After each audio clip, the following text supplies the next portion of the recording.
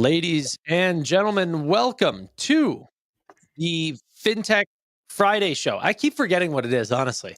I keep wanting to say SoFi Weekly. I keep wanting to say Fintech Frenzy, anything that is not what it is. But like James Moore has said in the chat, what a month, ladies and gentlemen. I feel like we haven't talked in so long because SoFi has been on a pure green streak over the last 7 days now, seven consecutive days of green. 13 out of the last 14 days of green. Really? So there's one day that broke the streak. Yeah. Oh, man. That's incredible. But, yeah. Hot, and it deserves to be. So it's great to see. It's phenomenal. But are we selling? What are you guys doing? I already know my answer. It's no, but is anyone trimming here? Tevis is probably selling. I think that what's happened, at least from my perspective, is we've entered fair value territory. 18 to 22 is my fair value territory for where they're at right now in the cycle. There are some challenges, but honestly, the student loan impact of what was decided in the Big Beautiful Bill and also what was coming anyway for this fall is massive. And I've seen actually quite a few articles on this. Rate cuts are also very big for SoFi. And the best thing is the loan platform business. That specifically, if that didn't exist, I'd be like, yeah, maybe I'll take some off the top. But that's growing rapidly. And what it really does is it gives them the opportunity, if they have a whole lot more lending to do than what they have the capability for, they can just spin up, student loans on the loan platform business. And all of a sudden, they are not capital constrained anymore. And there's no risk for that. And I think that that's exactly what's going to happen. So it's just very, very well positioned. A lot of headwinds have shifted into tailwinds. And not everything's perfect, but not everything needs to be. The narrative has shifted.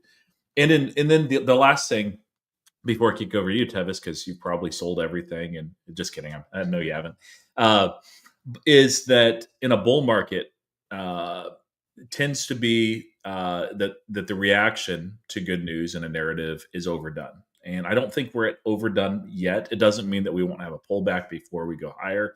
But that $25 price target I said at the end of the year, I would be very surprised if we don't reach that. It might even be relatively soon. We'll see. And I would be also quite surprised if we don't see an all-time high by the end of the year, as long as the bull market remains intact. Yeah. I love how Tanner asks the question, then he just dips out. And then to Piyush's question, I'm with PSG on Sunday. I can't respond in the chat because it's not in my chat, but that's who I have money on. With regards to SoFi, look, I think it's long overdue. I don't think it's overvalued. I think the run has been crazy. I've had to roll my covered calls. And in fact, to whoever said I'm going to sell my SoFi stock when Tevis sells puts, I did sell puts to offset my covered calls so that I can buy some of them back. And that was actually a strategy that TJ gave me, because I was like, dude, I'm underwater on these calls. What do I do? And he was like, sell puts at the same strike, which is genius. So I did that. I think in anticipation of earnings, this is going to run, obviously. Loan platform business, I think a lot of people are going to wake up to it. And one of the main things that I find interesting is that you have massive price discovery. We're at 3-year highs on the stock. And as it's going to continue to run, I'm having people, when I was making content this week about it, I'm having people comment that they're going into the stock for the first time ever. That they're like, I just found this company, did some research, I bought it at $20. And meanwhile, I'm like, where were you the last 4 years? But it's really cool to see, because when you look at these companies doing, building a massive base and doing these seemingly parabolic moves over the course of 1 or 2 years, going, from the Robinhoods and the Palantirs and all of these different names that go from $10 to $100, you're thinking to yourself, well, that's crazy, because the people who are buying at 10 are likely not the same people who are buying at 80 or 90 or 100. You have new tranches of investors that are getting in for the first time. And it's really cool to see that happening in real time with SoFi. What's really fun is there's always going to be that. And it's, by the way, we should not, be upset that content creators that are new, that are not us, are talking about SoFi for the first time. That's awesome. Yeah. Welcome to the bandwagon. We want people buying at 20, 21, 22, 25 Yeah. because we bought in a lot lower. That pumps our share price. So don't be mad. Don't be upset. Don't try to, argue back against that. But every time one of my stocks runs like this, there's always people that on exit like don't know and follow me, and that's fine. But they're like, "Well, where were you when SoFi was $8?" Somebody asked me that today. I'm like, I was literally part of a show called SoFi Weekly for a couple of years, but okay. Yeah. Yeah. I had the Seriously. same thing on Robinhood. It's like, well, you're just pumping the stock, now. It's like, okay, sure. I saw that with Nvidia recently. I was talking about it. I was like, and we still have so much more to go. And someone was like, dude, you're 3 years too late. And I'm like, I've been holding this company for years and years and years. I just still think there's opportunity. Like, but yeah, you want people to be continuously bullish on your company, even past prices that you would be willing to purchase in. If there's new people that come to Palantir and say 140 is cheap, keep going, baby. Yes, yeah. I mean, I disagree with them, but lift my shares up even higher. Yes. Yeah, definitely. Great. I hope that the community continues to grow. What's funny is, like on the last stream that I had, there was someone that said, "Oh, if this falls back down to 14, the trucks are going to back up and load up." But that's not going to happen. No. What actually happens is it drops down to 14, and then a bunch of people say, "I told you so." It was a bank, and then they stay perfectly silent. Not a single one speaks while it runs up again. And so retail needs to be good at not panic buying for FOMO and be better at understanding the fundamentals and the quality of the business to truly back the bus up or back the trucks up whenever it does go down. But that's not going to be retail sentiment. It will get dark whenever things get, sold off again. Just hopefully there is some level of us that stay strong if we still believe that thesis hasn't changed and that they continue to take over the markets going forward. And legitimately, there are those that, for whatever reason, like you can only focus on so many stocks at a time. And you may have just, seen SoFi, heard people talk about it, you never really looked. And there are some, that I know, like Chris Patel is one. No, he's looked at SoFi, he's held SoFi before, but, he admitted, like this student loan stuff, it's really exciting and compelling for SoFi. And he's like, and I should have seen it. I'm kicking myself.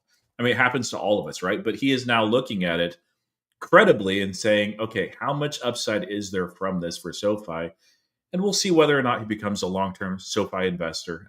Brilliant guy, but I mean, we all have blind spots, and the price action can dictate our attention. So there will be some that perhaps if we get a pullback to 15, and I hope we don't, but we might, that will say, okay, now I'm going to get in. I see it. Yeah. And sadly, there's others that are like, we'll get into SoFi here, not take the time. And by the way, if you're new in SoFi, take the time to do some due diligence. Look into the stock, look at other things that we've posted, created, other creators on X as well. Data driven investing is a good guy to follow on that too. Build your confidence and due diligence. That way, if you do get a pullback that's something stupid to like $9 a share and nothing has changed, like, okay, this is a load the boat opportunity. It's not going to zero. But if you don't do the due diligence, if you don't take time to build that conviction, when the stock price collapses, you just say, you know what, I'm not confident in this anymore. I'm getting out. And time again, you will get burned. Yeah. I mean, ironically, so two things. I think number one, you won't get many of those chances if like, oh, well, I hope like now I have seen the light and I hope the stock, retraces to 15 so that I can finally participate in the rally. Like you won't get too many of those chances normally, but in a company, like you had chances like that for the last 4 years. And so it's recency bias that's dictating your decisions. It's emotional based because you saw it at 21 and you're like, oh, well, it looks cheap at 15. But don't forget that literally, what was it, 6 weeks ago, something like this, the stock was actually at $9.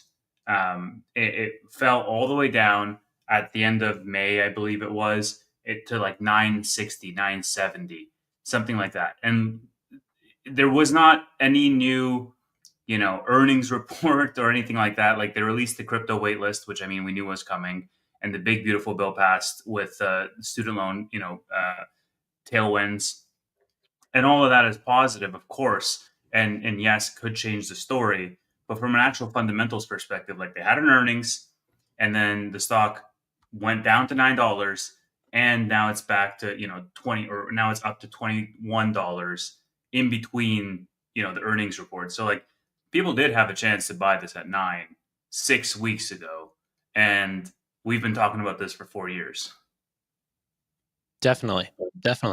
And for much of that time, it's felt like an opportunity cost, and it doesn't right now. And stocks will do that. That if you have a stock that you're invested in, like PayPal, oh man, it's been painful. It's been awful. It's been terrible as an investor. But if you're looking at that and you're like, hey, what they're doing, what they're building is amazing. This is going to turn around at some point, and the market doesn't realize it. You don't have to listen to price action. You can do your own thing. People will be yelling and screaming at you at opportunity cost, and you're an idiot. Maybe you are. Maybe it is an opportunity cost. In hindsight, it was. SoFi was. But Yeah. I don't think there's many people still saying that SoFi is a terrible company. Like, that's the funny thing about price action, right? All the bears go really quiet. Although short interest is higher, which is interesting. Well, ironically, like it's so easy to point the finger to retail and be like, these dummies, they're all so recency biased, like emotionally driven, euphoric, like driven by fear and greed. And then you're like, literal analysts do the exact same thing, where all of these analysts are like, oh, well, we still have a hold on the stock, but our price target is now $5 higher. And you're like, all right. Like, I think one of the analysts that traditionally had a sell, like, he's like, I still have a sell. I just have a sell at $4 higher. It's like, well, you're an idiot. Well, why is that true? Why is it true? Because nothing has really changed, and Wow. they Hold on a followed the price action around. George, Happy birthday, Roy. George, man, George, thank you. That is really $100 nice. donation to Roy. That is so nice, dude. Thank you so much. Seriously, it's crazy the outpour of support in this community. It's unbelievable. So You guys are awesome, and it's fun to be on this ride together. Sorry for interrupting. I just that is really, really nice. Yeah, happy birthday, Roy. well, Yeah, no, I do I think the think point things was done. like do you not think that it's appropriate for them to raise, like, if they honestly think that the price target before was $9 and then they raise it to 13, Sure, like Timothy Switzer or whatever, sure. that he is understanding that there could be some student loan benefits through Big Beautiful Bill, all of these things that limit the caps on federal student loans. Like, he does see that benefit, but it's also only potentially $4 worth of stock. Like, he doesn't have to believe that now it goes from 9 to 25. Like All the right. What's more likely, that they have built out models that are so sophisticated that they can assign to the dollar increment of stock price of valuation any given piece of news that comes out to say, oh, well, this tailwind came out and it's actually worth this many dollars more, or they're I mean, following the stock price action because they don't want to look like an idiot when they're like 100% off of the price target. Like, bro, obviously, what you're at, I think you're giving them such little credit here. This is a team of people that are getting paid hundreds of thousands of dollars per year. Their clients are paying millions, Mhm. to think that they can't build out a model that is assuming revenue and EPS and assigning a multiple to that EPS that does increase if they think that they're going to be making more money. Yeah, That, dude. that is definitely the outcome. I'm sure it took a team of Harvard educated geniuses to put a spread trade on the SoFi and Lending Club and say SoFi's worth $3 a share. I'm sure I'm not that saying was he's like, right, but it doesn't mean that because they're increasing their price that's just simply like they're just moving it for no reason. Like, I But, mean, but that happens. That does absolutely happen. Where analysts chase the price action, and they will adjust more for the price action than anything else. And um, Piyush, thank you so much. I might be saying your name wrong, but I really appreciate that. And I'll definitely get a Slurpee tomorrow. So appreciate you. But no, like the price target, like the biggest thing to know with analysts, it's not every analyst, but I would say 75% analysts, the price target is the equivalent to a YouTube title. It is there for clickbait, essentially, to get attention more than anything else. And then if you look at the actual meat of some of those analyst reports, some of them are amazing, and they'll pick up things that I've never noticed before. Actually, I would say about half the time there's things in those that I'm like, oh man, I didn't think about that, or that's a really good insight. And about half are just puffery. I definitely agree that the longer the legacy analysts stick around, the lazier they get because they feel like they understand the model of the business. But newly assigned analysts to companies, I usually find is their best work because they need to come out with good reports. And if you read through the full reports, you'll see even from the balonies of the world, they are putting work into it. I don't agree with their assumptions, but it's not like they're just increasing the price. I mean, his bearishness is coming from a real point. Like he really doesn't believe in SoFi, you know? So I don't think it's just raising the price in that case. I think Bank of America and some of those do look like they're just increasing the price because he said it was a hold back when it was $6 and he's saying it's a hold now at 21. Like nothing has changed. Right, exactly. That's what I'm saying, right? Like between 6 and 21 is multiples difference in terms of the stock. Like how can you, like if it was a hold at 21, it would be a buy at 6. Yes, definitely within that time. Hold at both. Definitely within a year. Yeah, but again, like to Tanner's point, there are legitimately things that change in both the macro and SAC, and crypto is coming back. Student lending has shifted dramatically, and then they were also stupid. Like the $6 price target didn't make sense. So yeah, I mean, macro did nothing to determine that SoFi would be a better bet than Lending Club. I think that was just simply understanding the culture of the two businesses and what retail thought about Lending Club. It takes you one Google to search to realize that Lending Club has no culture at all. There's not a single customer that goes, guys, you have to download this app. I just got this thing. It's called Lending Club. That never happens, right? Yeah, can you bring that comment up? I don't understand the tech segment, so let's exclude it from my entire analysis. Tanner, you interviewed this guy. I forget his name. Gary Gordon. Yeah, there's also people like that where like they're very much a subject matter expert on one part of the business, but very much not a subject matter expert on other parts of the business. So it's difficult for that same person to have a very nuanced, grounded take on many different aspects of a diverse business.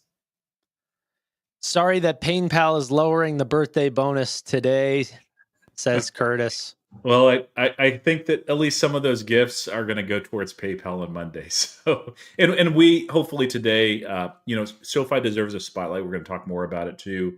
First of all, Curtis gave you $20 for a reason. Okay, that's not to buy PayPal. That's to buy a company that's $20. You're right. I need to get SoFi right there, but we'll talk a little bit about PayPal and I think Nubank, and then the CFPB 1033 JP Morgan provision, because that actually has a massive ramification for pretty much everything in fintech, including SoFi, although not as big for SoFi because SoFi is a bank. But yeah, more SoFi stuff. SoFi is a bank. It's funny. I was watching a MIT today, and he. What? Go ahead. I was going to talk about short interest, but go ahead. Yeah, we will definitely cover that as well. But SoFi is a bank. I heard a MIT today. He said, he doesn't know if or if this is affecting SoFi and Robinhood and everything. And I was like, don't you lump them two together. SoFi is a bank. Today, SoFi's a bank. Okay? Don't call them a fintech. That's been the weirdest thing. Hold on a second, Roy. I apologize for cutting you off. Ladies and gentlemen, please welcome the great and powerful Stephen Fiorillo. I didn't realize what time it was. Well, you're here now. It's SoFi o'clock. But sorry, I cut Roy off. Go ahead. How are you feeling about SoFi today, Steve? Nothing's changed with the business, and I'm looking forward to earnings to see if we actually get some information about technology platform. Steve, do you still have low faith in the business at this price, or just checking? The price has nothing to do with it. Look, it's a great business. I'm not in it for the banking. I'm in it for the technology platform. If I wanted to buy a bank, I would have bought JP Morgan. You probably own JP Morgan as well, though, let's be honest. I may or may not own JP Morgan. Yeah. Along with Citigroup and Bank of America. But no, look, I am not bearish SoFi. I just think that in order for them to really break out the way Robinhood did, they need to diversify themselves as a technology company. And the way to do that is do something nobody else is doing, which is AWS to fintech. And nothing has changed in the business in the past 2 weeks. Can I just state, you must be the worst managed bank in the world if you're Wells Fargo, because Steve does not hold your stock, and this man has 2,000 positions in his portfolio. So if you're Wells Fargo, you need to step up your game. Yeah, I mean, I even own regionals. I own freaking Huntington Bank and Truist. So Wells Fargo is not part of the portfolio. Yeah. Wow. So one thing that has changed, though, Steve, is the passing of the Big Beautiful Bill, which does change provisions, maximum amounts that can be gained from the federal side of the government for grad and post-grad students, limiting them to, I believe it was 100,000 and 200,000 in aggregate in total. The yearly amount, 257, I think, is the absolute highest for the highest degree. yeah, and the annual amount isn't too bad for grad, but for post-grad it is. And you know who does well with private student loans and that kind of loans? SoFi. And in essence, like the way I see this is it's a bit like what happened with Coinbase during the previous crypto winter, where a whole bunch of their very sketchy rivals or weak rivals just died or were consolidated. And so when we shifted from the crypto winter to what it is now, Coinbase has done extremely well. And SoFi, likewise, like two of their main competitors as far as student loan refinancing. I don't know if they were issuing private student loans. Maybe you know that, Tanner or Tevis, are out. And there is a lot more runway for SoFi to go. Now, fintech is agile, although maybe a little bit less agile with what JP Morgan did today. But there will be competitors. But the neat thing about the loan platform business is they're not going to be capital constrained. They can just spin up this product as well and sell student loans that way. So they're just so well positioned with that change. That change is significant. So I wouldn't say nothing has changed, Steve. Well, all right, let me rephrase that. Nothing has changed that's going to impact Q2 earnings. But yeah, I mean, that's already in the books. I mean, Q2's in the books. And the big thing, we need rate cuts. If rate cuts happen and with Powell actually resigns, which who knows if he's going to do or not, but the Fed needs to get rate. I was looking at, I have the chart saved somewhere, the 30-year versus the Fed funds rate. They need to get rates down to 3% sooner than later.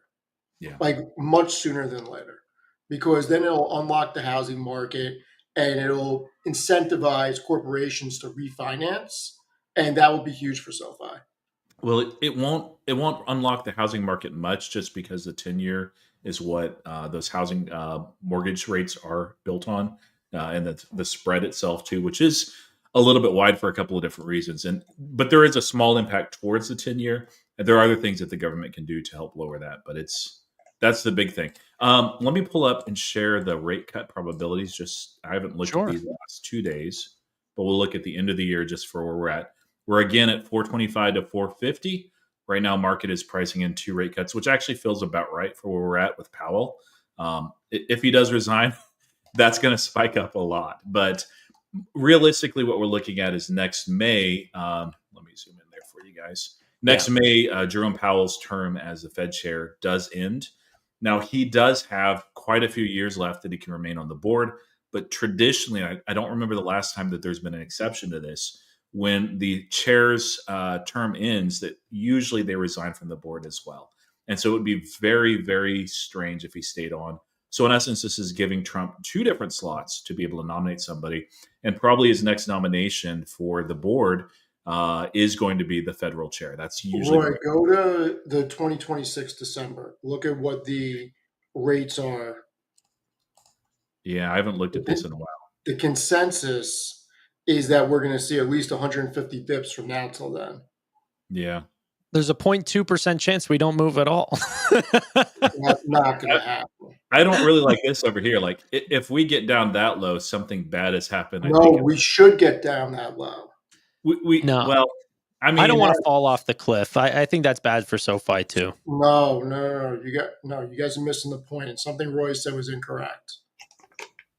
What's missing that? The point. Hold on. Yeah. Window share. We hold. So when you take, let me blow it up for you guys. When you take a step back and really look at why we're in the situation we're in, with the housing market being locked, and this can also apply to debt markets, from 2010 to about 2018, you had the Fed funds rate at a very low level, under 2%. And the actual 30-year was between 3 and 4.5%. And then you go into the COVID era where everybody who didn't already refinance from higher rates, the top blue line that's solid is the 30-year, the dotted line is the Fed funds rate. When you got into the COVID era, you got rates down to the low threes and even under 3%. So everybody refied. Now you're in a situation where the Fed kicked rates up so much that the 30-year is still about 6.8%. You have to get rates down to at least 3%, probably 2%. So you get the 30-year mortgage and other debt factors down into a range that actually starts to make sense for people to refi. Nobody is selling homes at this point unless they have to move for work or they just make a lot more money now and want to move. Like people have golden handcuffs. People who have rates under 3%, there's no incentive to move. But if with the way that the debt market was, you can't go from basically nothing up to where we are, especially with corporate debt having to be refinanced. Corporate debt rolls on 5 and 10-year marks. And when you have a debt market where corporations were able to borrow at 2, 3, 4%, and then they have to refinance at 7, 8%, that creates a huge spread that the only way that they can make that up is cutting expenses. And one of the biggest things that happens when they have to cut expenses is unemployment, because they have to create layoffs in order to pick up the spread. So it is critical. We should have been cutting since March, and it's critical that we do 25 bips each meeting to get down to a rate that makes sense based on where we were before. Like this is a time bomb right now. Roy with the reply here. Yeah, so I just wanted to show you guys as well. This is a post of mine from a couple of weeks ago on Fred. All data is available there, so it's a little bit behind, but it's basically up to date. 30-year fixed rate is in this blue line right here. The green line is the market yield on U.S. Treasuries, the 10-year yield specifically, and the yellow line is the Fed funds rate. And so while the Fed funds rate does have a small impact on the 10-year yield, it's not much. And you can see the strong correlation there with where we're at in the 10-year yield. This right here is the market yield on U.S. Securities 10-year. Let's see, there's one other chart. Yeah, the 30-year as well. So I had another chart out there, but I guess I'm not going to be able to find it, which is basically showing the secondary mortgage market, which is the spread. There is a pretty large spread right now between what that 10-year yield is and also the mortgage rate. It's not always the case. It can be much smaller. Certainty as far as federal policy does tend to have an impact on that. Also, our crazy debt spending, which was good news that we actually posted a surplus for the first time in a June in like, what was it, since 2015, I think? 2005. 2005, thank you. And, the way that works, it doesn't mean that next month we're going to have a surplus. We won't. There's a corporate tax rate or income tax that's quarterly. And so that's what hits on a quarterly basis. That's what hit here in June. April, of course, is when, for most consumers, they're paying taxes. So there's almost always a surplus there. If there's not, there's a big problem. So, but that was still very good news. And it's crazy. Like if you guys thought the market was in this heat up / euphoric mode now, just imagine, if Trump gets his way and if we have even slightly more rate cuts than are expected, like that's where you're going to see the pure euphoria in the markets. And get ready. We're in a situation where you could hit 7,000 this year, and guess what? 8,000 next year, because if you get to 7,000 this year, it's less than 15% you need in 2026 to hit 8,000 on the S&P. But that's why, that's an old Warren Buffett quote of like, interest rates are the gravity on earnings multiples, right? So like we get all the way down to zero, multiples can go sky high. So it just really does show you there is a crazy appetite for, Roy, buy some electricity for your wife's Tesla. Steve put that on my thing, so I'll have to get dinner for Probably you, actually, not you and the wife, but Yeah. Next time we see each other, so hopefully soon. which Tanner, might be soon. Might be we soon. don't want rates to get to zero, but we want rates in between No. 2 and 3. Yeah. That's the I'm not suggesting zero. I'm just saying that can be the, how serious things can Because get. But remember, the other big thing when it comes to the market, when you have rates at 2 or 3, a lot of these companies have been taking out debt at higher rates, and that's going to allow them to refinance. Their interest expenses are going to decrease, which is going to expand margins, which becomes more EPS, which will help multiples expand also. So that's very good for the market. So a couple of people on X. I've seen a couple of comments here as well talking about SoFi doing a run like a Palantir or a Robinhood. I don't think that's going to happen, except if we get Steve's scenario of, or even more so, of that that 0.3% chance of getting it down to 2% interest rate. That would put us. It would be really beneficial for SoFi as long as the economy's not breaking. I wouldn't count on that though. I mean, the odds of that are very low. But B, like that really puts us in a 2021 scenario, which if you guys weren't investing in 2021, take a look. But basically, everything ran really hard, way further than its multiples. I mean, that's why SoFi has not hit a new all-time high, because it was running far higher than it should have. Palantir at the time was like $45 at one point. There's a lot of unprofitable companies that went to hundreds of dollars. Peloton. I mean, look at Peloton and what it did. And so that was a garbage float to the top type of rally. I would bet heavily against this happening, but if we got that, I mean, SoFi to 100 could absolutely happen. But I'm not banking on that. Instead, I'm looking at, we're at $20 and there's a chance. I think there's a good chance that Noto gets his 35s as far as the PSUs. 45s are going to be harder, but I mean, if we get a massive amount of rate cuts and the economy's good, I don't know, Roy. There's a lot of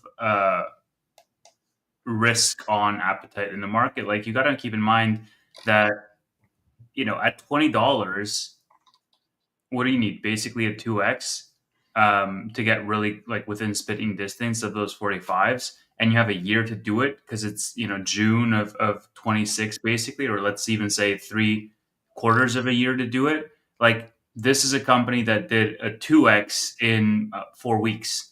You know what I'm saying? Like, it did that same parabolic move. It did another 2x in 4 weeks back in October when Trump was elected. And so, does it have the ability in the, let's say, the DNA of the stock, how it moves? Yeah, absolutely. It's going to stay flat for quite a while, not really volatile, but then every now and again, it'll just start running 100% plus for no, rhyme or reason. Like, I would imagine it's going to happen after an earnings, but it doesn't. It happens after, a bill is passed or after some random, crypto news or whatever the case may be, driven by the macro. So the point is, it's like, if we're at 15 right now, or if we were at 12 or whatever, I'd be like, man, it's going to be really tough.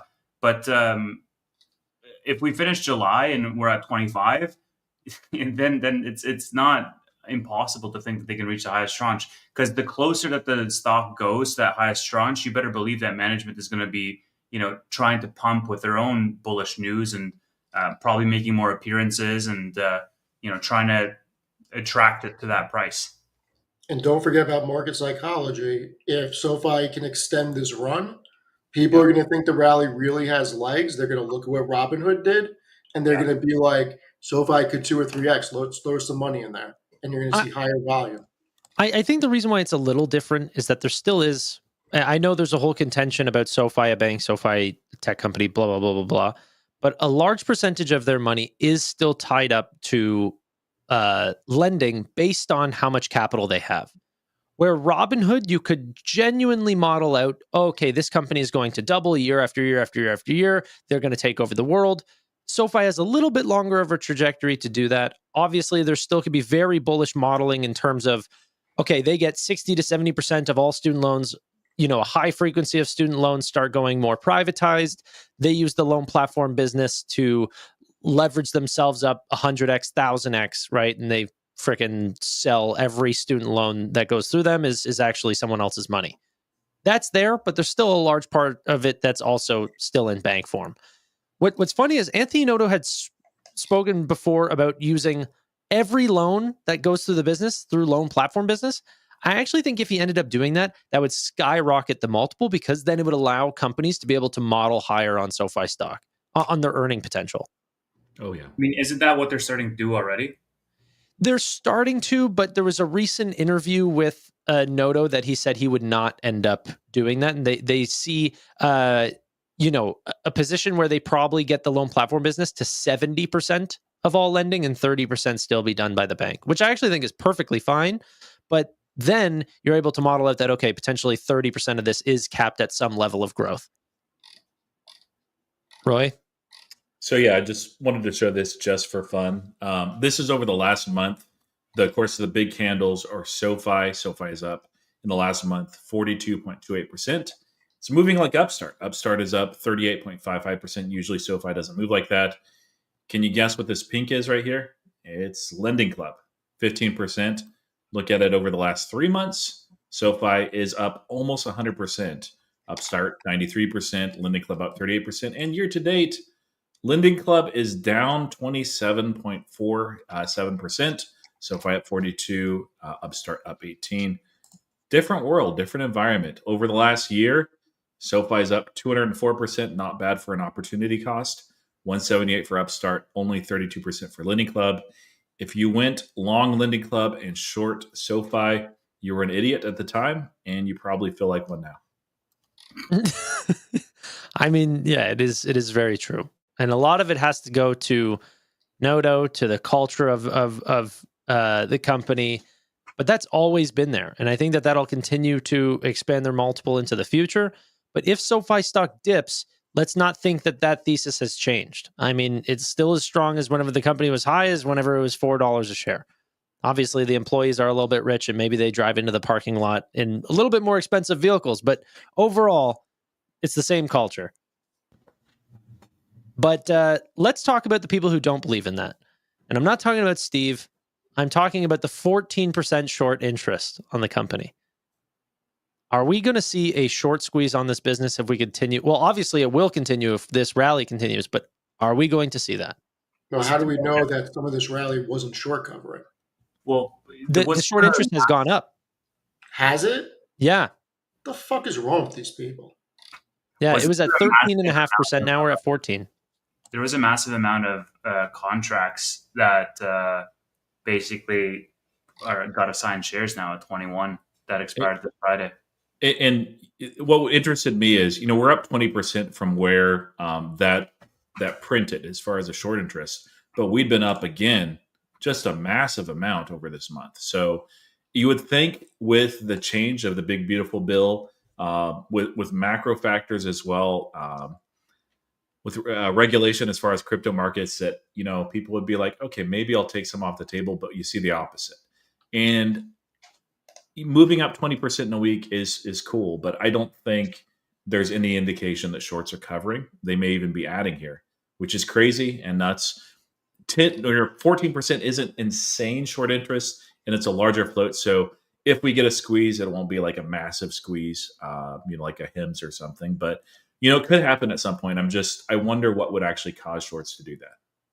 So speaking of what could cause shorts to do that, do we think that this is going to be the first quarter in a long time that you break that curse and the stock actually keeps their gains after a great result? Or do you think that it's just going to be a sell the news type of opportunity for a lot of people? Because it has been over the past, however, like 6 quarters in a row or something like this. This kind of a run, I think there'll be a pullback in the earnings. Yeah, I've got a sneaky suspicion that we see a little bit of a pullback, but I think there's also mental barriers or milestones that can be hit here.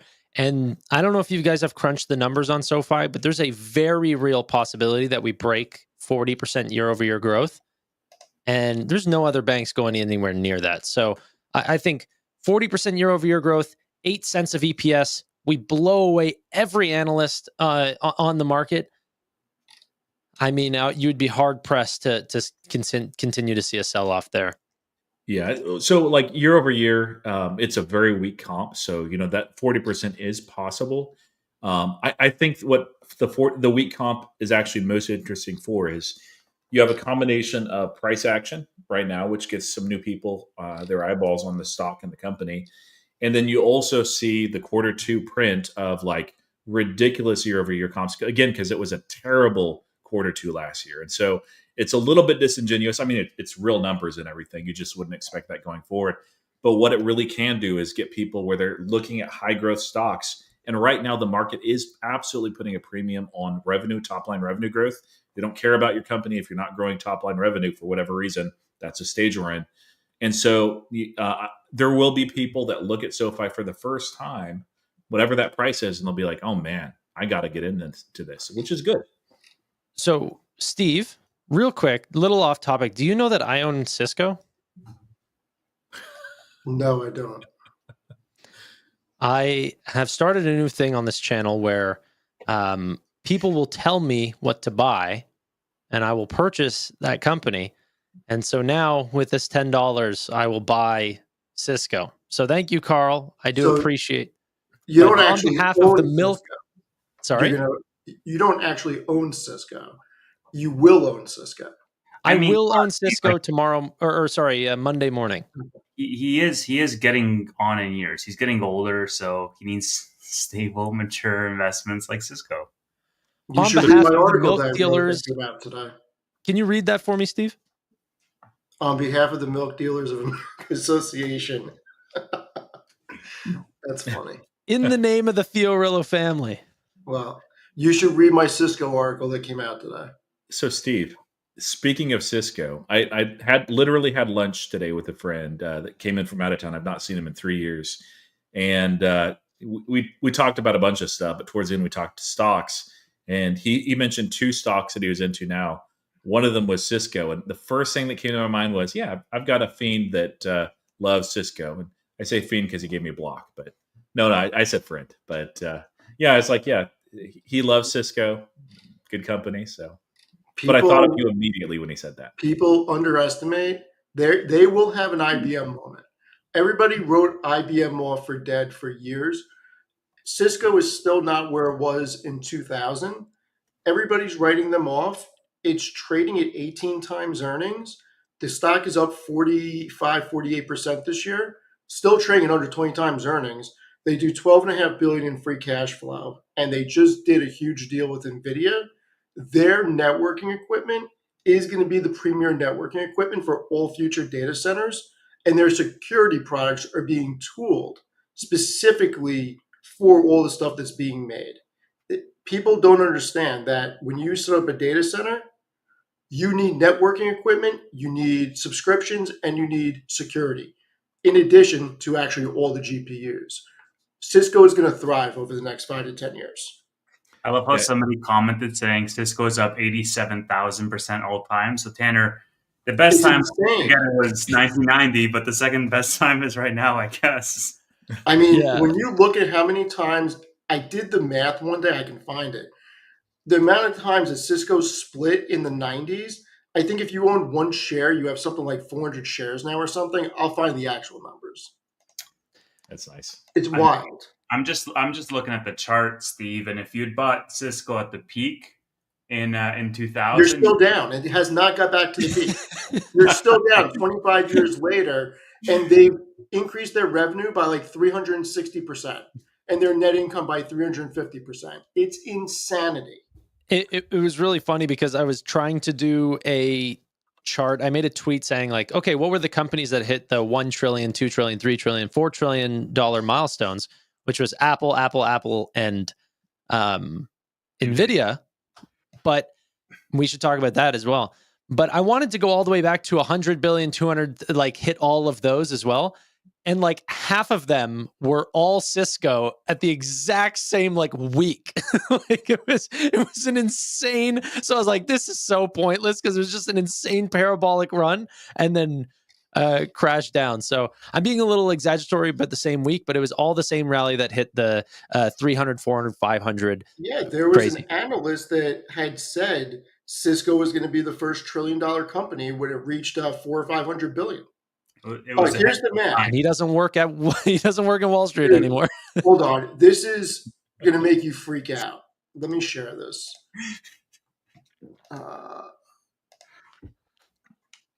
Just absolutely calling the top. If you had 100 shares before the first split in 91, you would have over 14,000 shares right now. I'm sorry, over 28,000 shares right now. Nice. And Yeah, and I hope you bought those shares when you were 20 years old so you can still hopefully enjoy them at this age. Dude, insane. It's absolute insanity. So wait, those were all the splits and they haven't split since 2000? Correct. yep, That's pull so up the funny. chart I've got here, Tanner. It's Just so crazy. people can see the context. This is the .com bubble. Yeah, I- if like- people don't know, Cisco was the biggest runner. Everyone Yeah. talks about all the internet names and everything. Cisco was the name. Yeah, and let's keep in mind, Cisco wasn't a bubble in the respect that all these other companies were. In 1999, now think about this, 1999, Cisco did $12 billion in revenue and $2.1 billion in net income. Like they were and still are the backbone of the internet and network infrastructure. That was a tremendous amount of money back then. Let's talk Nvidia really quickly because Steve, I heard you say some very nice things about me today, and I want to hear them again. What are your thoughts on Nvidia these days? Naturally, we go from Cisco to Nvidia, just both innovative companies in the same bucket of execution. Go ahead, Steve. Here's the truth. Yeah. Here's the truth. If there's another Cisco, it's Palantir. It's not even remotely. 100%. It's not even remotely when Nvidia. Say freaking Nvidia is the next Cisco. Palantir is the next freaking Cisco. No question about it. As in overvalued and will take. As in it's going to take an 80% drawdown. Yeah. I wouldn't. No, not. By the 80, way, but- I sent him $20 to say that. Go ahead. No. I'm just saying because of what Cisco did. That if it's the next Cisco, like maybe Palantir has a 30-40% drawdown. It's massively overvalued. Anybody buying here is crazy. Yeah, You're the problem not is going to get under 30 it times could also earnings be- for a decade. It could be 97 right now, and we have 3 more years, and it gets past $1 trillion. Like, I mean, It's insane. I mean, when you look at where Oracle, Salesforce, all these other companies are that generate leaps and bounds more revenue and profit, it's disgusting what the market has done with Palantir. Yeah, And I have a lot of shares. Like I actually I have a lot. I created it. Yeah, I've got a good number of shares. So I actually sold more, not intentionally, but I had some covered calls that got away from me, and it's like, well, so now I no longer have any Palantir shares underwater, which is nice. It's kind of a nice feeling. But I submitted a video a few days ago that talked about 7 stocks to avoid, or just be cautious with, and Palantir was one of those. And it's just like the Cisco thing. I don't think it's going to do a Cisco in that, like, it's going to have that kind of Neither do I. and it's not going to take multiple decades to get an all-time high. They're an incredible company, an incredible product, incredible moat, deep respect for what they've built, and there's a reason why there's a premium. But there well could be multiple years, even in the middle of a bull market, where you don't see much in the terms of gains, where they're just trading in a range, just because it takes time to grow into a valuation. We've seen that with Nvidia. Prior to this run, Nvidia was, over a year, had not gained much. A lot of large caps, which roared in 2023, not much gains until relatively recent. That happens even to the best companies out there, and I think Palantir is one of the best companies out there. And Palantir does not have to go down. It just may not go up for quite some time. Yeah. Real quick, Steve, this is actually interesting. Was Cisco entered into the big index? I'm sure they were, right? They were like the biggest company in the world at the time. They had to, they had to have been because they're bigger than Microsoft. Yeah, they were the biggest company in the world. Company in the world for at least a year or half a year or something like that. Yeah. I mean, the big tech companies then were Intel, Cisco, IBM, and Microsoft. Yeah. It was interesting. If you go back and you look at like the top 10 companies, the amount of energy names that were at the top, like Exxon ruled for a long time. You got to remember, Exxon was the biggest. Industrials led the market. You were in a paradigm shift where the best companies in the market for a long time were Exxon, Procter & Gamble, Coca-Cola, Walmart, and that all shifted to tech in the 90s. Or it started to shift to tech in the 90s and then the 2000s. So as far as so it hit $4 trillion, first company to do that. Any doubts that it's going to be the first to 5 trillion? No, No. Seems pretty not easy. at all. 10 trillion. Will it be the first $10 trillion No. company? So here's my prediction. I said this publicly the other day. I think Nvidia is going to be the first $5 trillion company, and Amazon's going to be the first $10 trillion company. Amazon. Yeah. I would not have Amazon as a 10 trillion. I think it will. I think Amazon can do it. I'm definitely not anti what you're saying, Steve. I think there's a Amazon possibility. is so undervalued, and here's the thing you got to remember: Amazon generates the most cash from operations, but they also spend the most in capex. In a couple of years, when they're able to scale down their capex and they go more into a maintenance mode, they're going to add $50 billion in free cash flow overnight. But by the way, the first to 10 trillion, I won't even rule out Tesla. There's definitely a great possibility that Tesla's on that list. Optimus can actually do something. Tesla has a shot. So let me ask you guys this one, just very quickly from each of you. I want to answer just the year. In what year will we see a $10 trillion company? The first 10, what year? 2027. No. I say it's after.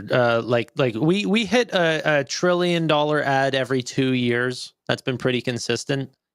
I think that probably accelerates with artificial intelligence, some bull market. But I'm sure between now and our first $10 trillion market, there's probably another bear, there's probably another bear market of about 2 years in between there.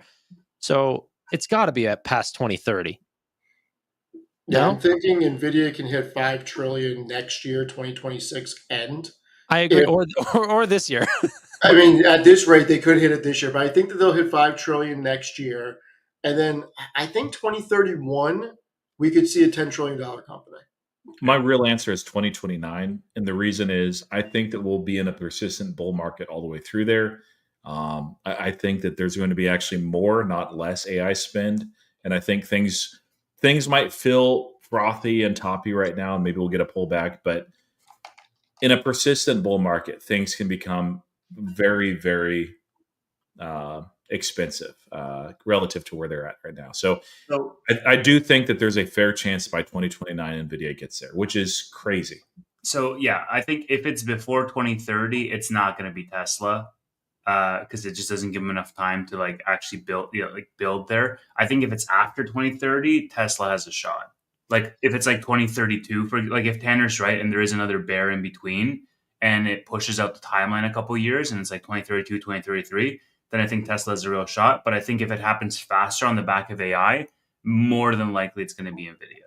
I think literally once we start getting rate cuts, the market's going to go parabolic because everything in agentic, artificial intelligence, and robots screams the internet on steroids. And we really haven't seen any crazy companies get way overextended other than what we've seen in private markets, right? I think Figure's valuation is ridiculous. I think there's a bunch of companies where their valuations are just getting way, way too crazy. Quantum, maybe. Yeah, but, that's an individual small sector. Like, I don't know. I don't think that's too crazy. But where's the big internet move? We haven't seen that yet. And I don't think that we see a big bear market until we see a big overextension.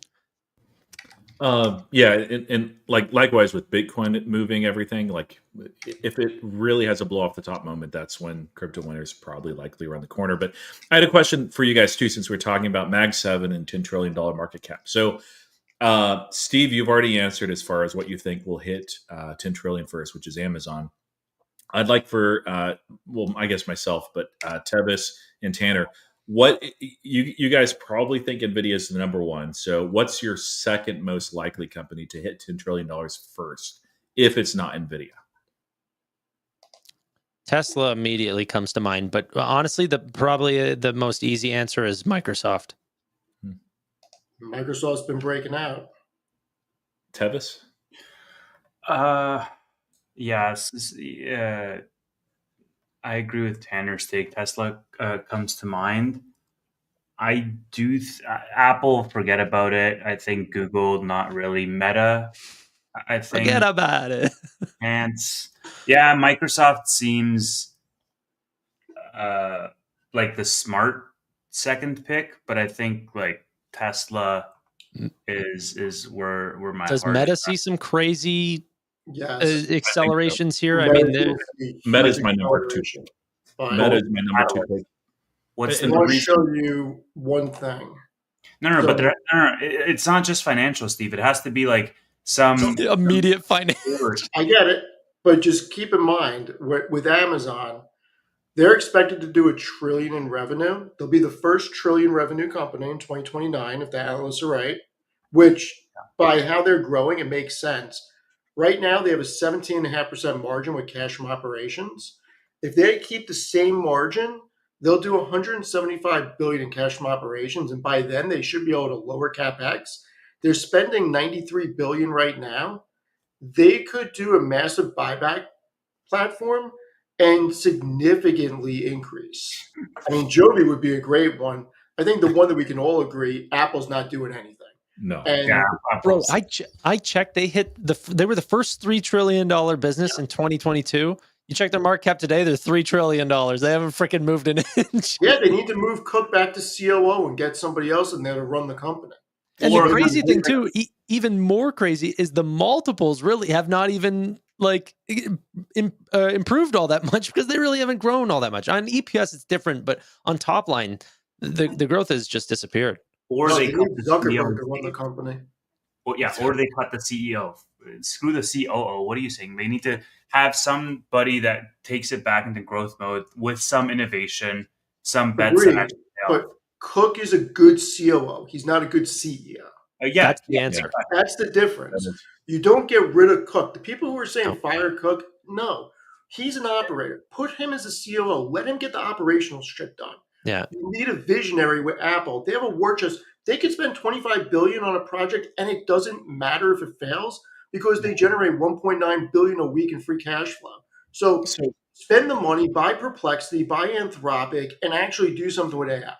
I agree, Steve. Like I'm actually, the reason why I think Meta is going to be, if it's not Nvidia, the first $10 trillion company, is because of Zuckerberg's approach. Now, I'm not invested in Meta. I can't invest in Meta, and I kind of hope that this prediction is wrong. But what basically Apple and Meta were at the same place. Apple Intelligence that they mentioned at the previous WWDC, it was all hype, smoke and mirrors, partnerships, poor execution. They had no AI strategy. They just don't. They hope it goes away. And Meta, they have been working on Llama 4, I think it was Llama 4, the open source LLM, which had been very good in the past. The most recent launch they had was not well received at all. Usually, like Grok 4 right now, is doing great. When you release a LLM, you get to the top of the leaderboards. People are excited. Was not that way with Llama.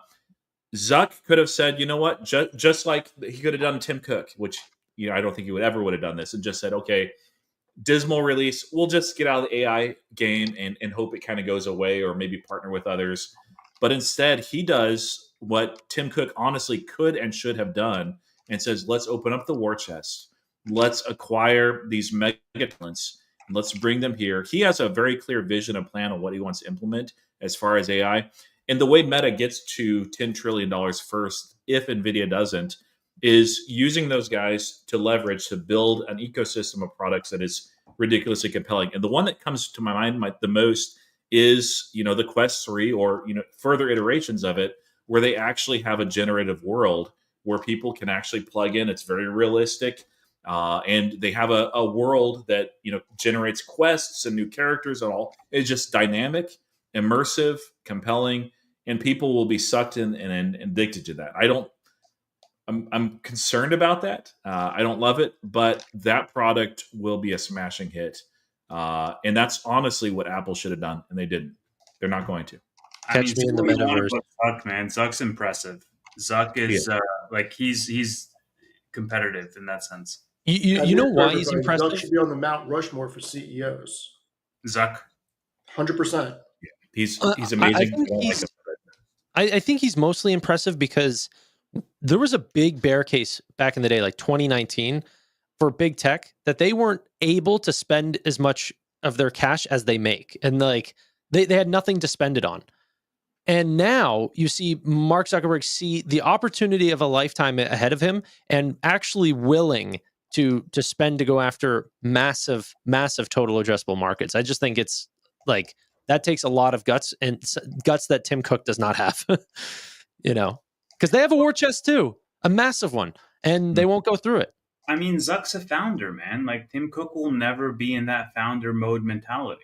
The only thing he feels comfortable buying is the own stock, because that's not going to upset anyone, and that's not. Steve nailed it, right? He's an operator, and like you need an innovator.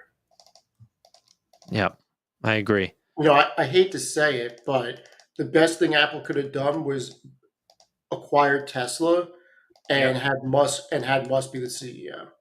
Could you imagine what Musk would have done with Apple's freaking baseline for revenue and income generation? That'd be a weird alternate history. Yeah, seriously. Let's visit that universe. I mean, that would be so wild. Yeah. But look, I'm almost done building a chart to show exactly what you guys just said. Apple cannot get out of their own way, and it is so freaking disappointing as a shareholder that they're just scared to do anything with their capital other than buy their own shares. Actually, Steve, since you're building a chart, if you extrapolate out their projected growth, who actually has the cleanest path to 10 trillion? I've never done that, so I don't want to make a guess. Right? Because they all have a growth rate that they're expanding the business. I mean, I would have to say, just look, if I'm going to guess, Nvidia, only because their margins and how they are on track to generate the most net income out of any of the Mag 7 this year. And with the forward growth rates, based on profitability and how many shares they're buying back, they could theoretically do it. Who? You mean Nvidia? Yeah, but I'd have to really run the numbers. But look at this. This chart shows you exactly what the three of you just said. And I agree with you 100%. Look what Apple has freaking done. Nothing. Their CapEx spend over the past decade has not moved. They spent roughly the same amount. Are we looking at spend? Like, what are we looking at? CapEx. This is their CapEx spend annually for Amazon, Microsoft, Alphabet, Meta, and Apple. Try to stretch that chart out as big as you can make it on the screen. Sure. Hold on. Yeah, Apple's at the very bottom. I can also... Yeah, that's good. That's good. Hold on. If we... so look at it like that. Apple's done jack shit with their CapEx spend compared to everybody else. That's a good way to look at it. Right? So how do you expect to compete with everybody else when you're not willing to put your money where your mouth is and innovate? It's dumb. It's so dumb. I mean, they've coasted for years just by copying features from other, like from Samsung. They'll continue to do that. They're the Ottoman Empire of the 1700s. They're massive still, but they're in slow decline, and they will be until the World War I moment, which is a long ways off, but we'll see. I got a hot take. I don't know if they're going to get out of their own way, and they may actually see significant market share loss to Alphabet if they don't actually do something, because they're so far behind right now. I don't think they can catch up on an AI front. And at some point, that's going to mean something and potentially get people to leave the ecosystem. Dude, you know what? They could totally catch up on the AI front. Tim Cook doesn't have the balls to just go out and acquire OpenAI. You have to acquire Perplexity and Anthropic. No, I would buy OpenAI. You can't. Microsoft owns half of it. Good luck.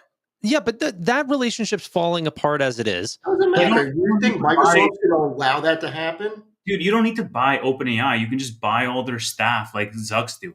Oh, yeah. Zuck, $100 million package to come on over. Yeah, but then you're starting the whole thing over again. I would work from the base. It could be Anthropic. It could be... You're starting it over again, but OpenAI doesn't have any of their talent, so they're going to be dead in the water. I don't know. That's what we thought when Ilya and others left OpenAI initially, and they've been. Yeah, do you remember? Yeah. So I don't know that I like Sam Altman, but maybe he's one of those very special CEOs that just keeps going forward no matter what. Maybe. I just don't think it's realistic because Microsoft probably has some type of clause in there that they can add to their position. I just don't think they would be able to get it done with how big of a grip Microsoft has on it.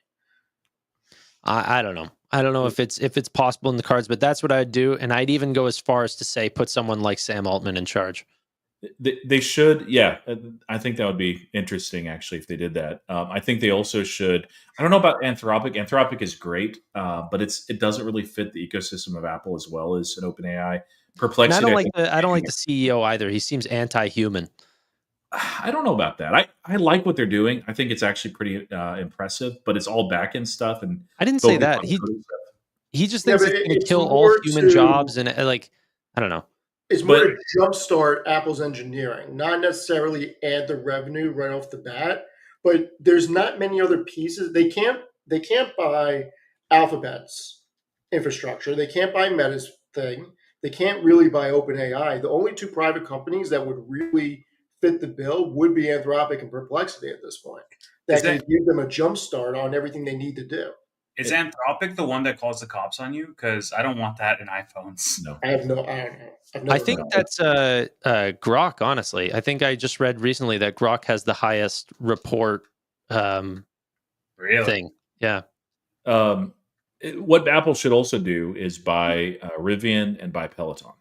Makes sense for the ecosystem. Amazon. Doesn't Amazon own Rivian? I mean, majority. No, they own a small part of Rivian. It's like 10%, 15% maybe. So why Peloton? Peloton, I mean, it fits their ecosystem well. It fits their clientele. Apple Fitness. Yeah. It would be a small ad though. That's the thing. There's such a big company. You need a needle. Yeah, I just don't know that you're going to be able to sell more subscriptions owning Peloton than they already do. It's a $2 billion market cap. Maybe they can get it for $5 billion. I mean, it's close to profitability. It's not that far away. I think it just makes sense for their clientele and their ecosystem overall. I mean, honestly, I'd rather. I bet you a company like Apple could acquire Peloton for less than $2 billion. Yeah, Really? Yeah. they may be able to just do it an all stock deal at $2 billion. They may just not get additional valuation. Think about this. You can join our ecosystem and we'll set you up with hundreds of millions of customers. Yeah. Deal. You know what? It may actually be, now that you put it that way, I could see that. I could also see them doing a big content play because nobody else has in the past year. Go buy Manchester United, go buy Warner Brothers Discovery, put them on Apple TV and nothing else. Go buy MSG networks. Go take the Knicks and the Rangers. Steve, Put them on Apple TV. But content's the only now- thing that Apple is doing right now. Like Steve, you pitched this exact playbook in 2021, like word for word. Yeah. And they haven't done jack shit. I know. But you know what? Look at Netflix. What is Netflix? It's still the right play. It's still the right play, by the way. Netflix is getting into live sports, and they keep killing it. What Apple has, any company Amazon's has doing the well. ability to buy these assets. They're public companies. The Knicks and the Rangers are a part of a public company. Same with Man U. I'm surprised nobody that does live sports, like even Netflix, is partnering with like Kalshi and Polymarket and just the betting markets in general. Like if they're already sponsoring the live sporting events, it would just be so synergistic in that. And think about how easy it is. I think it's they a do. bolt-on acquisition where you buy Warner Brothers Discovery, you put it all on Apple TV. It's an integration. It's an API. They don't have to do anything else. Yeah. It's initially accredited. So I did figure out. Oh, sorry. I was just going to say, with all the sports things partnering with predictions markets, it's honestly, I bet you, because they don't even have enough money to partner with them. It's like the Mr. Beast thing. Like, there's only so many companies that can even advertise on his platform because it's the audience is too big. So they need to partner with like DraftKings and FanDuel and all those companies because they're the only ones that can pay the NFL budget. Yeah. So who they really need to acquire, a private company, Colossal Biosciences. You guys familiar with that? No. Is that the bringing mammoths back? Yeah, dire wolves. So basically, they get part of they get a copy of Steve Jobs' DNA and they bring him back. It'll take time, but I mean, it's worth the price. I like that actually. Bring back the mammoth CEOs.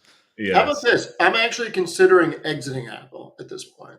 And Why are you in it? I'm I surprised. never thought I would say that because there's never necessarily a bad time to buy it, but I just don't. I see it, except for Tesla, because I'm so shook at Tesla right now.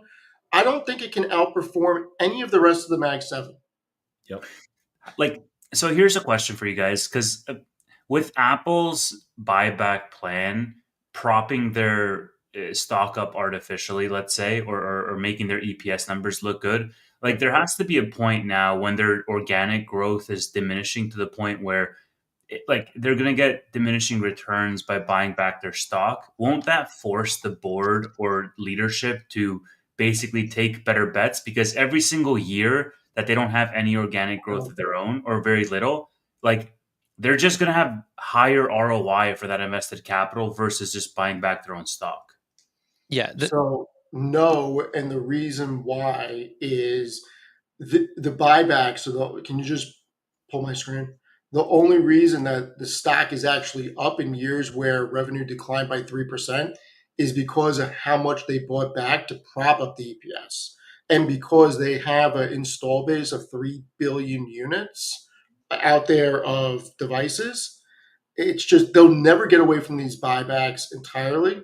They should slash them in half or take 30%. If you're doing 100 billion a year in buybacks and is using as a round number, do 70 billion and take 30 billion, throw half of it to capex and half of it to acquisitions a year. I mean, it's freaking 14 weeks of free cash flow or so. And I honestly think that a lot of it has to do with management age, and not ageism here, but like people are thinking about their companies within their lifespans, and the older management is, they're like, Apple is thinking about this. Okay, what is this brand going to be like in 10 to 15 years? Zuckerberg is thinking about his company. What is this company going to be like over the next 50 years? Like, let's take the big bets and let's still run it into a deficit if we have to, because the growth comes 10 years from now. Apple will never do that again, ever again. So all that large growth is gone. And honestly, they made their products so good and haven't innovated on them since that people don't need to refresh their products because the software is upgrading on old hardware. Like, but they could have solved that issue with different parts of the company, more diversified revenue streams. They drop the ball continuously. Look at Project Titan. Yep. Like, they were never going to make a car. Like, let's be honest. That was the dumbest. And I like a lot of things they tried. They were never getting in the car business. Yeah, but that's the most obvious dropout. Where are they in AI? Where are they in cloud? Where are they in all the big names that Mag 7 dominated in? How about they let Microsoft control the enterprise space? They never tried making a platform like Office. They never got into cloud storage, like you said. They never got into infrastructure the way AWS and Azure did. It's ridiculous. Yeah. Yep. Can you imagine the world we'd be living in if Steve was still alive? It'd be insane. Oh man. Yeah. Yeah. It seems like he was kind of a jerk to work for and with, but Apple would be in a very different place, and consumers would be probably a lot happier with whatever products they came out. The Vision Pro would not have been released that way either. He would push not only Apple's agenda forward, but he would push everybody else to, like, they would be forced to compete with and like the technological wave would be pushed forward, accelerate as a result. Like that's what Elon's doing to some degree with all of his companies, right? How old would Steve Jobs be right now? You look at Apple, long-term shareholders are not mad. Over the past 5 years, it's up 121%. In the past 10 years, it's up 551%. He'd be 70. By the way, guys, not to change, kind of to change the topic. If we don't talk PayPal today, I know there's a couple people saying Water Park got to go, want an update. I've got a 4-minute video that I did in the car, just with a quick update that kind of covers that. There's still some things I'm digging into, but the reason for the drawdown actually has huge ramifications for a lot of fintech. But do we want to take some PayPal, Nubank, maybe some other Mag 7 conversations to the after hours? I think we could do that, yeah.